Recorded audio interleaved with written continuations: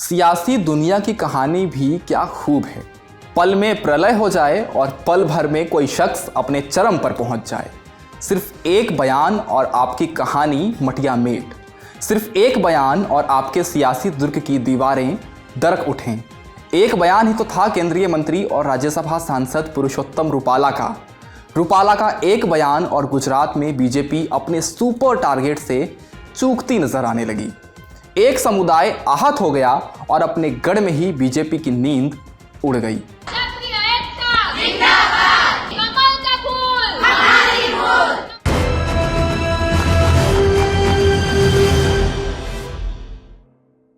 नमस्ते, मेरा नाम धनंजय है और आप देख रहे हैं इंडिया टुडे हिंदी।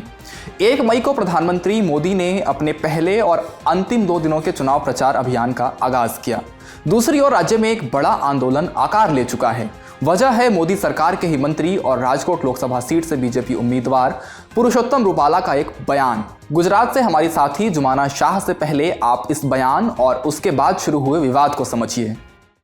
तकरीबन 1 महीने पहले रूपाला जी ने एक मीटिंग में, दलित समाज की मीटिंग थी, उसमें कहा था कि क्षत्रिय समाज के लोग, राधा क्षत्रिय समाज नहीं कहा था उन्होंने कहा था जो राजपूत थे, जो महाराजा थे, राजा महाराजा थे, उन्होंने जबकि ब्रिटिश राज था और जो ब्रिटिशर्स आम आदमी पे, आबादी पे, सब पे अट्रॉसिटी कर रहे थे, तब भी महाराजाओं ने अपनी बेटियों की शादियां की थी ब्रिटिशर्स के साथ। तो ये स्टेटमेंट को लेके क्षत्रिय समाज को काफी उनको बुरा लगा है और उनको लग रहा है कि उनकी इंटेग्रिटी, उनकी बहनों की, उनकी इंटेग्रिटी पे बहुत ज्यादा, लेडीज बहुत ज्यादा बाहर आ रही है, ये कह के कि हमारे ऊपर बहुत बड़ा अपमान किया गया है। क्षत्रिय समुदाय के नेताओं ने पहले कहा कि वे बीजेपी के नहीं बल्कि केवल रूपाला के खिलाफ हैं, लेकिन अब इस नाराजगी का असर 26 सीटों पर होने लगा है।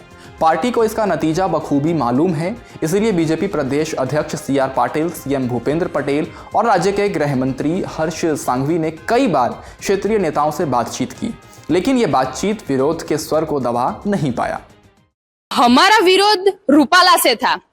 हमने सिर्फ एक टिकट कट करने को मांगी थी, पर उनके पक्ष ने वो नहीं किया, इसलिए अब हमारा डायरेक्ट विरोध बीजेपी पार्टी से है। इसलिए हम लोगों ने तय किया है कि हम इस बार बीजेपी पार्टी को वोट नहीं देंगे और जो वोट दे रहे हैं उनको भी हम लोग रोकेंगे। 14 अप्रैल को राजकोट में क्षत्रियों की एक विशाल सभा आयोजित की गई। दावा किया गया कि इस सभा में 1 लाख से ज्यादा लोगों ने हिस्सा लिया। 29 अप्रैल को बारडोली में एक और सभा में इन लोगों ने बीजेपी के खिलाफ मतदान करने का अपना रुख दोहराया। महीना खत्म होते होते क्षत्रिय अस्मिता आंदोलन शुरू हो गया, जिसके तहत सभी सीटों पर धर्म रथ निकाली गई और बीजेपी के खिलाफ वोट करने की अपील होने लगी।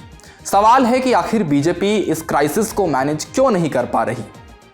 ये पूरा मूवमेंट है, ये एकदम डिसेंट्रलाइज हो गया है। पहले जैसे मैंने बताया कि राजकोट तक सीमित था, उसके आसपास की सीटों पे सीमित था। अब ये पूरा फैल गया है कि मतलब जामनगर में भी हो रहा है, आपको वेरावल में भी हो रहा है, आपको वलसाड में भी हो रहा है, साबरकांठा में भी हो रहा है, सुरेंद्रनगर में भी हो रहा है, सेंट्रल गुजरात में भी हो रहा है। तो ये कोई एक चेहरा नहीं है, इसका कोई एक चेहरा हाथ उठा के कह दे कि चलो अब हो गया, अब जो हमको करना था वो हमारा हो गया, अब हम भाजपा के साथ है, हमको ये कोई तकलीफ कि ये ऐसा कोई चेहरा या कोई है नहीं, कोई एक लीडर नहीं है। एकदम सोशल मीडिया के थ्रू पोस्टर्स गांव में लगा दिए हैं, तो अब कोई चाहे तो भी नहीं रोक सकता है, ऐसा मामला हो गया है। क्षत्रिय समुदाय गुजरात की आबादी का लगभग 6% है और किसी विशेष सीट पर निर्णायक प्रभाव नहीं डालता है। बीजेपी के उम्मीदवार नहीं बदलने पर क्षत्रिय समुदाय के नेताओं का कहना है कि हमारी संख्या भले कम हो, लेकिन हर व्यक्ति 5-5 वोटों को प्रभावित कर सकता है। क्या वोटिंग के दिन ये तर्क ग्राउंड पर उतर पाएगा? बीजेपी का लक्ष्य है कि गुजरात की सभी 26 लोकसभा सीटों पर 5 लाख वोटों से ज्यादा के मार्जिन से जीत हासिल की जाए, लेकिन ये क्षत्रिय आंदोलन बीजेपी के इस टारगेट में पलीता लगाने को आतुर है। आप देख रहे हैं इंडिया टुडे हिंदी। चैनल को सब्सक्राइब करना ना भूलें। शुक्रिया।